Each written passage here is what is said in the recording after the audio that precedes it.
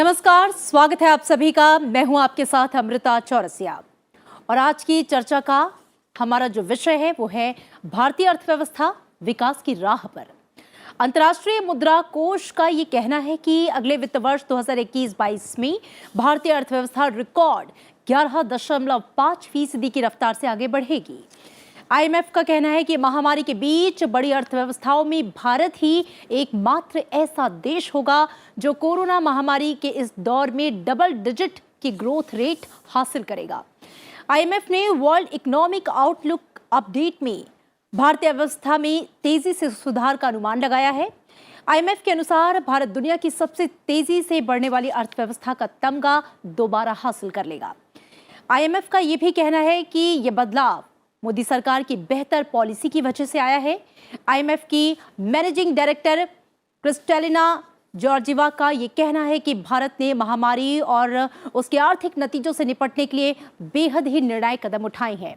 वहीं UN की विश्व आर्थिक स्थिति और संभावनाएं 2021 की रिपोर्ट में भी ये साफ तौर पे कहा गया है कि कोरोना महामारी के चलते वैश्विक अर्थव्यवस्था शताब्दी के सबसे बड़े संकट से जूझ रही है। बावजूद इसके भारत की अर्थव्यवस्था 2021 में 7.3% की दर से आगे बढ़ सकती है। अभी कुछ ही दिन पहले रिजर्व बैंक ऑफ इंडिया ने भी यह दावा किया कि भारतीय अर्थव्यवस्था पॉजिटिव ग्रोथ से सिर्फ चंद कदम दूर है। RBI ने अर्थव्यवस्था की स्थिति पर लिखे अपने एक लेख में कहा कि भारतीय अर्थव्यवस्था में वी शेप रिकवरी देखने को मिल रही है, यानी कि 2021 में भारतीय अर्थव्यवस्था की स्थिति सुधारात्मक होगी और ये सुधार जो है वो तेजी से होगा। तो कुल मिला के ये सभी संकेत इस बात की तस्दीक कर रहे हैं कि भारतीय अर्थव्यवस्था विकास की राह पर अग्रसर है। और आज की चर्चा में आज हम बात करेंगे भारतीय अर्थव्यवस्था को लेकर मिल रहे इन सकारात्मक संकेतों पर। चर्चा करेंगे विकास की राह पर कैसे और कितनी तेजी से आगे बढ़ रही है भारतीय अर्थव्यवस्था और किन क्षेत्रों पर इसका ज्यादा असर दिखेगा और कैसे पॉलिसीज जो है इसमें सहायक बन रही हैं। और चर्चा में मेरे साथ दो बेहद खास मेहमान जुड़ रहे हैं। आपसे उनका परिचय करा दूं। डॉक्टर सुभाष चंद्र पांडे हैं मेरे साथ, former special secretary and financial adviser, ministry of commerce and industry, government of India. Sir, बहुत स्वागत है आपका। साथ ही मेरे साथ हैं doctor Yamini Agarwal, professor of finance at Indian Institute of Finance. आप दोनों का बहुत स्वागत।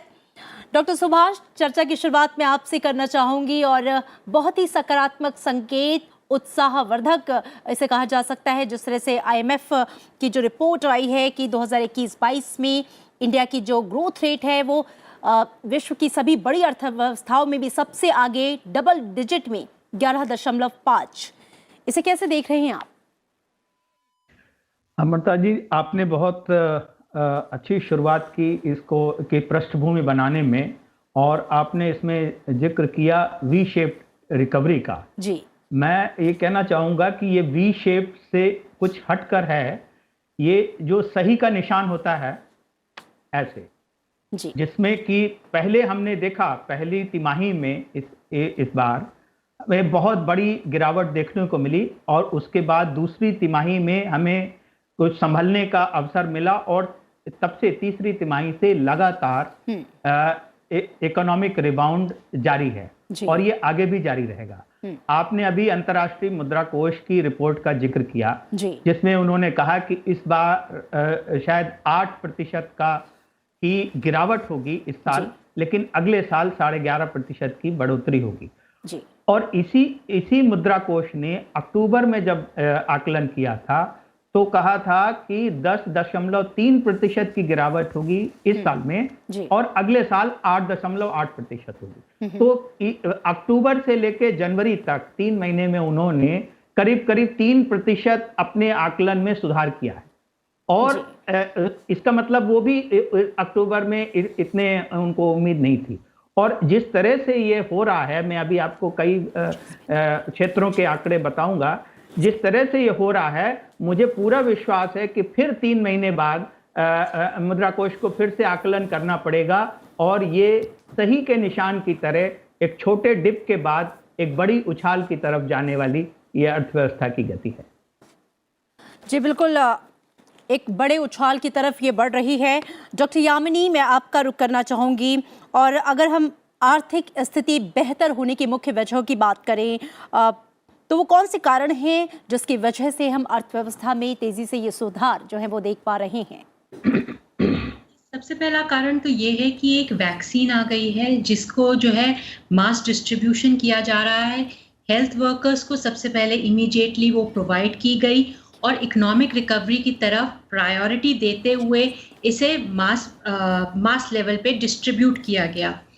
दूसरा कारण अगर आप देखें तो जो नीतियां रही हैं कोविड के दौरान, एक बहुत ही अच्छी नीतियां रही हैं जिसके तहत एक 1.3 बिलियन की पॉपुलेशन वाला देश जो बहुत ही डेंसली पॉपुलेटेड है वो जो है कोविड को संभाल पाया है। वहां पे सरकार ने 10% जीडीपी के योगदान से किसानों को, महिलाओं को और आपके एमएसएमईज को काफी हद तक मदद करने की कोशिश की। उसके साथ साथ आरबीआई ने भी लिक्विडिटी प्रोवाइड की, सीआरआर रेट कम करके, एसएलआर रेट कम करके और पॉलिसी रेट्स कम रख करके और नाबार्ड जो है सिडबी वगैरह को जो है और सहायता दे करके।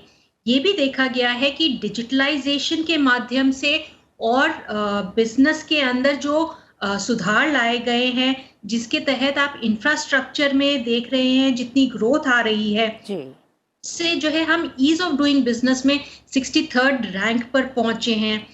ईज ऑफ लिविंग की बात करते हैं जिसमें ई गवर्नेंस और सिंगल पोर्टल्स की बात करते हैं। 100 लाख करोड़ इंफ्रास्ट्रक्चर जिसमें सागरमाला और भारतमाला प्रोजेक्ट के द्वारा एम्प्लॉयमेंट, रोजगार और इंफ्रास्ट्रक्चर को डेवलप करने की बात की गई है। एग्रीकल्चर रिफॉर्म्स और बहुत सारे रिफॉर्म्स जैसे जीएसटी हैं, ये सब एक सही दिशा में जाते हुए रिफॉर्म्स हैं जिसके तहत हम देख रहे हैं कि रिकवरी एक बहुत स्ट्रॉन्ग फोर्स से जो है लेगी कदम और हम डबल डिजिट ग्रोथ पे पहुंचेंगे।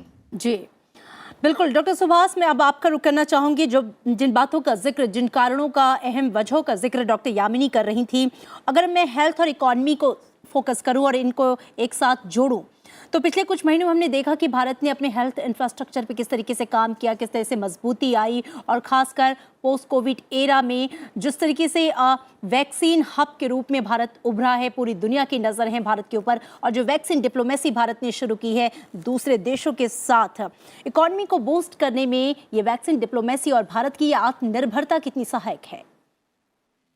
ये बहुत बहुत सहायक होगी।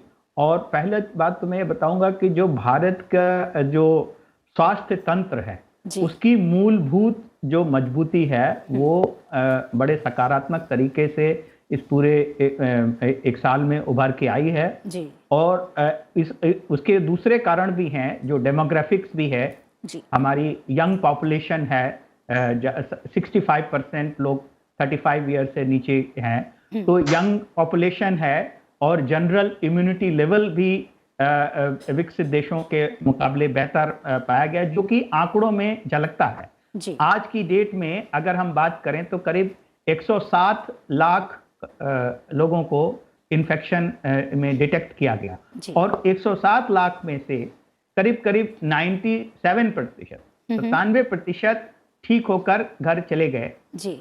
1.65% अभी एक्टिव मैनेजमेंट में है जी। और 1.35% दुर्भाग्यपूर्ण उनको हम नहीं बचा पाए जी। तो ये जो आंकड़े हैं ये सारे देशों से कहीं आगे बढ़कर अपनी कहानी बताते हैं और इसके पीछे ये सभी तंत्र की, स्वास्थ्य तंत्र की चौकसी, जनता का सहयोग, जिसने कि मास्क, सोशल डिस्टेंसिंग और वो पूरी जो जीवन पद्धति है उसको जिस तरह से बदला है बिना किसी बड़े उथल पुथल के, जो कि जैसा कि कई विकसित देशों में देखने को मिल रहा है, तो ये बहुत बड़ी चीज है। और इस वजह से और एक साल के अंदर वैक्सीन पर काम करके, उसको ट्रायल करके, उसको टेस्ट करके और उसका वैक्सीनेशन शुरू कर देना, ये भी बताता है कि इंडिया को हम वैसे भी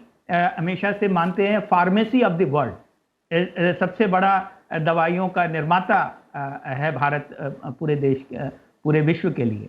और इस वैक्सीन के कारण ये और भी आगे बढ़ेगा, तो हम अपनी आत्मनिर्भरता को की तरफ अग्रसर होंगे और साथ साथ ये भी दिखाएंगे कि हम एक अंतर्राष्ट्रीय व्यापार और सहयोग के क्षेत्र में एक रिस्पॉन्सिबल ग्लोबल सिटीजन साबित होंगे। जी बिल्कुल। तो ये जी डॉक्टर यामिनी, मैं आपका रुख करना चाहूँगी, और आईएमएफ का ये भी कहना है कि ये जो बदलाव है वो मोदी सरकार की जो हाल के दिनों में ली गई पॉलिसीज़ हैं उनका कहीं ना कहीं नतीजा है। आईएमएफ की मैनेजिंग डायरेक्टर जो हैं जॉर्जिवा, वो भी ये कह रही हैं कि भारत ने महामारी और उसके जो नतीजे आए हैं उससे निपटने के लिए जो बेहद निर्णायक कदम उठाए हैं उसकी ये तस्वीर जो है वो कहीं ना कहीं बढ़ती हुई ग्रोथ में दिखाई देती है। जी आप बिल्कुल ठीक कह रही हैं। जब से कोविड-19 का समय शुरू हुआ तब से आप देखिए बड़े संभल कर के कदम उठाए गए। लॉकडाउन को रखा गया ध्यान में ताकि लोगों तक जो है बात पहुंचे, और कदम उठाए गए लोगों तक ये एक बात को पहुंचाने का कि ये एक जो है मुश्किल दौर है और आपको संभल करके चलना है।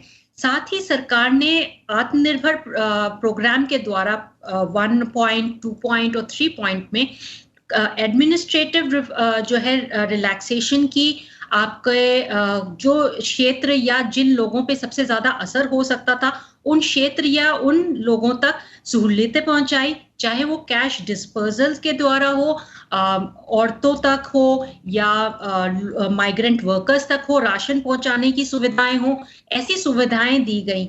जो है लोगों तक पैसे भी पहुंचाए गए, राशन भी पहुंचाया गया, और कोशिश की गई कि जो है एक सेफ्टी के द्वारा कोविड-19 को संभाला जाए। खास तौर पे भारत में जो एक बहुत ही डेंसली पॉपुलेटेड, जिसमें कहते हैं लोग एक साथ बहुत ज्यादा एक स्क्वायर फीट स्पेस में रहते हैं, उसमें जो है एक प्रशंसनाजनक तरीके से चीजों को संभाल करके किया गया। वैक्सीन को लाने के लिए बहुत श्रम किया गया, जिनके लिए साइंटिस्ट और डॉक्टर्स का बहुत महत्वपूर्ण योगदान रहा। डॉक्टर्स, पुलिसकर्मियों ने एक बहुत मानवीय चेहरा दिखाया लोगों की मदद करने में।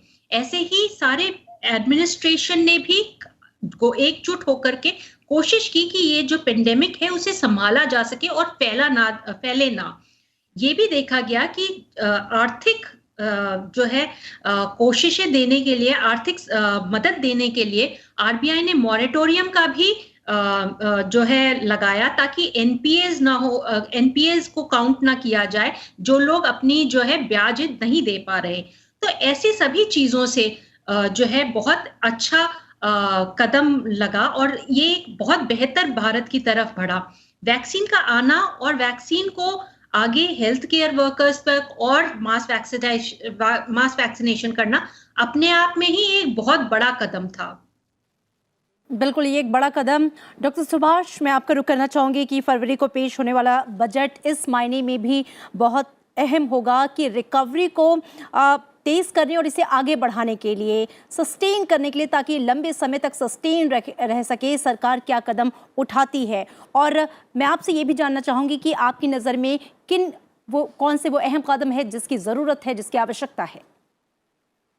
देखिए, पहली चीज़ तो मैं ये रेखांकित करना चाहूँगा कि विकसित देशों की तरह हमारे पास बहुत डीप पॉकेट्स नहीं है, हमारा टैक्स जीडीपी रेशियो उतना नहीं है, और इसलिए हमने जो कुछ भी संसाधन इस्तेमाल किए हैं बहुत सोच समझ के किए हैं ताकि वो आगे आने वाली ग्रोथ को इफेक्ट ना करे।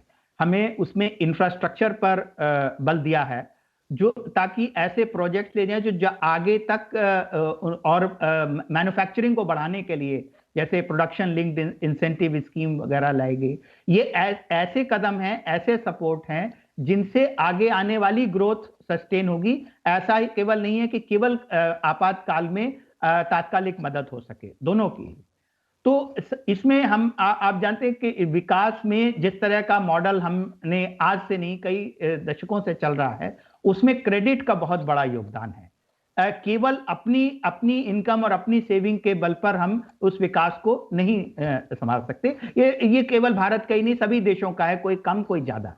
तो भारत में अभी क्रेडिट जो है वो केवल जीडीपी का 50% है, और देशों के मुकाबले जहां पर 80%, 100%, 150%, 200% तक भी है, तो हमारे क्रेडिट में अभी बहुत गुंजाइश है। और ये बड़ी अच्छी बात है कि अभी दिसंबर के जो आंकड़े आए तो उसमें 9.4 4% की वृद्धि हुई है जी। और ये 104 लाख करोड़ से बढ़कर 106 लाख करोड़ कमर्शियल सेक्टर का क्रेडिट हो गया। और छोटे और मझोले उद्योगों के लिए जो इमरजेंसी क्रेडिट लाइन सरकार ने घोषित की थी, उसके तहत 2 लाख करोड़ से ज्यादा का सैंक्शन दिया गया, करीब 81 लाख इकाइयों के लिए, और उसमें से करीब 1,60,000 करोड़ का डिसबर्समेंट भी शुरू हो गया है। तो ये बहुत ही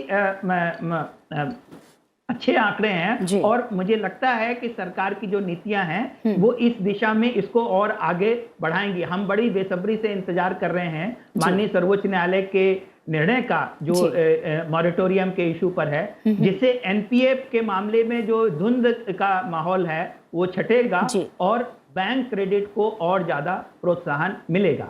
बाकी तो आपने देखा कि जैसे दिसंबर में अभूतपूर्व जीएसटी का कलेक्शन हुआ, ई-वे बिल्स में रिकॉर्ड प्री कोविड लेवल पर एक्टिविटी हो गई, पावर कंजम्पशन हो, सीमेंट कंजम्पशन, स्टील कंजम्पशन, सारे इंडिकेटर बता रहे हैं कि इकोनॉमी अब एक्सेलरेटर पर है। जी बिल्कुल, आपने कंजम्पशन की बात की है। डॉक्टर यामिनी, मैं आपका रुख करना चाहूंगी। और हम जानते हैं कि भारतीय अर्थव्यवस्था जो है वो सप्लाई और डिमांड पर जो है वो आधारित है, सरकारी मदद पर नहीं। लेकिन कोविड, पोस्ट कोविड एरा हो या कोविड के दौरान हमने देखा जो कि हमारी कंजप्शन थी, जो हमारी डिमांड थी, उसकी जो गति है वो थोड़ी धीमी पड़ी।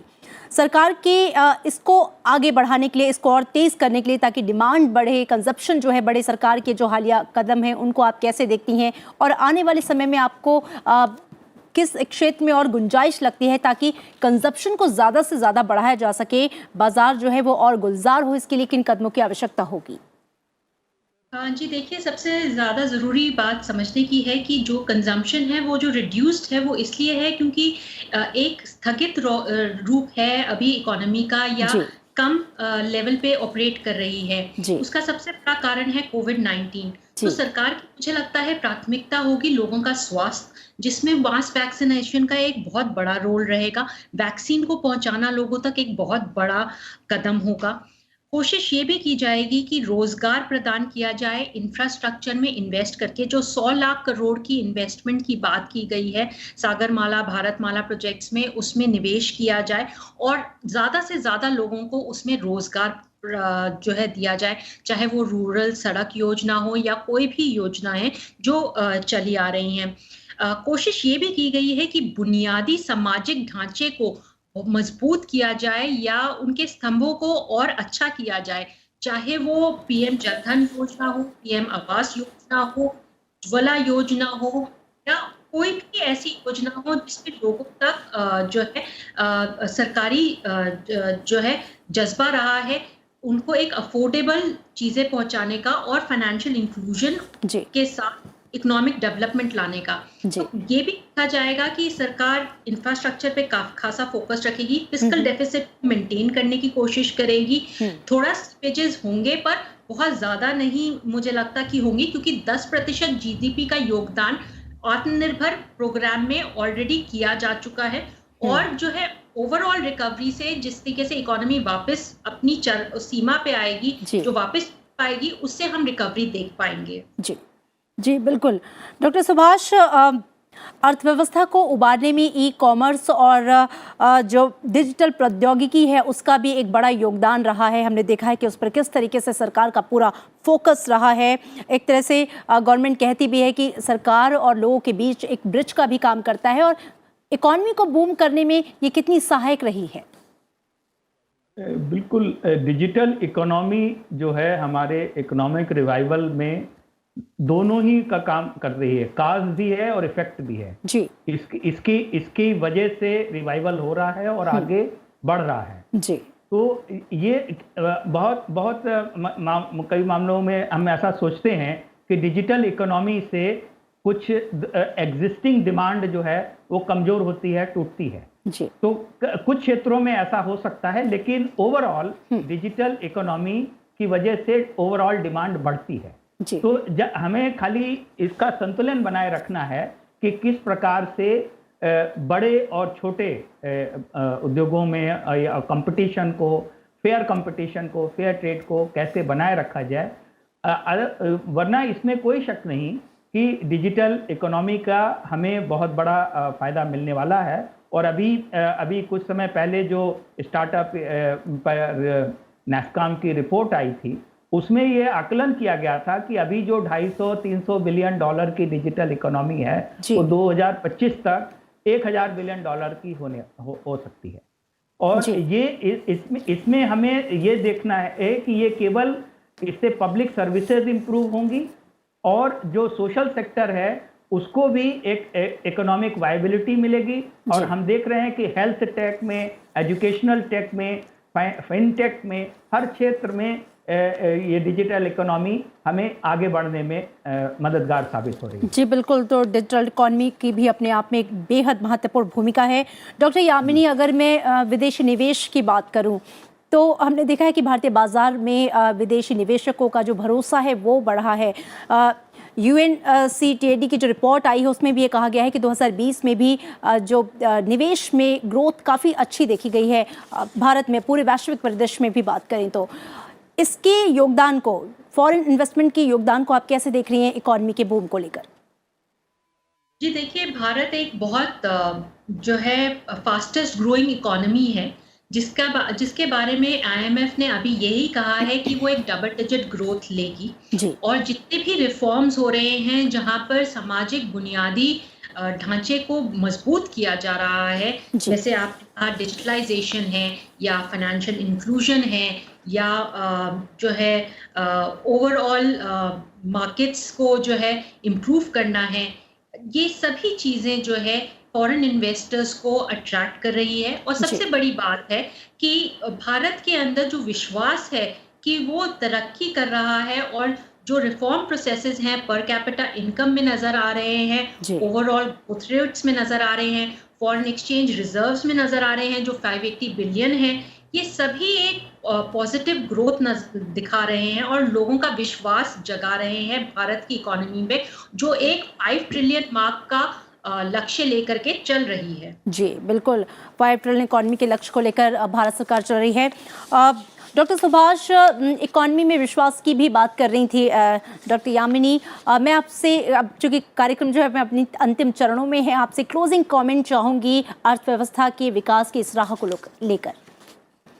देखिए, मैं यामिनी जी की बात को थोड़ा सा आगे बढ़ाऊंगा। हम 91 के अगर बात करें, 1 बिलियन डॉलर से कम हमारा फॉरेक्स रिजर्व था जिसमें 15 दिन का इंपोर्ट कवर हो सकता था। आज ये फॉरेक्स रिजर्व 585 बिलियन डॉलर से ज़्यादा है, जो 16 महीनों के इंपोर्ट की ज़रूरत पूरी कर सकता है। तो ये बहुत बड़ा बदलाव है। और FDI में सब हॉटेस्ट इन्वेस्टमेंट डेस्टिनेशन है जी। और जिस तरह की नीतियां और रिफॉर्म हम कर रहे हैं, हम उम्मीद करते हैं कि वो सफल हों और इसमें और ज़्यादा तेजी आएगी, तो उससे टेक्नोलॉजी भी आएगी और रोजगार के नए अवसर भी उत्पन्न होंगे। जी बिल्कुल, तो टेक्नोलॉजी, रोजगार के नए अवसर और जिस तरीके से भारतीय बाजार में, भारतीय अर्थव्यवस्था में विदेशी निवेशकों का विश्वास और सरकार की तमाम वो नीतियां, पॉलिसीज़ जो इकॉनमी को बूस्ट करने में सहायक सिद्ध हो रही हैं और इसके जो संकेत हैं वो हमें दिखाई दे रहे हैं। आप दोनों खास मेहमानों का बहुत शुक्रिया इस चर्चा में मेरे साथ शामिल होने के लिए। तो सरकार के समय पर उठाए गए कदमों और नीतिगत समर्थन से अर्थव्यवस्था में उम्मीद से बेहतर रिकवरी हुई है।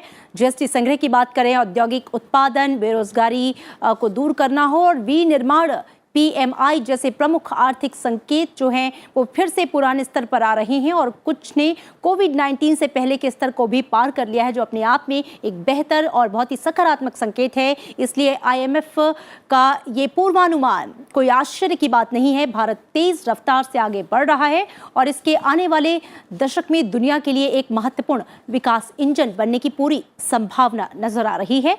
इसी के साथ आज की चर्चा में इतना ही। दीजिए इजाजत, नमस्कार।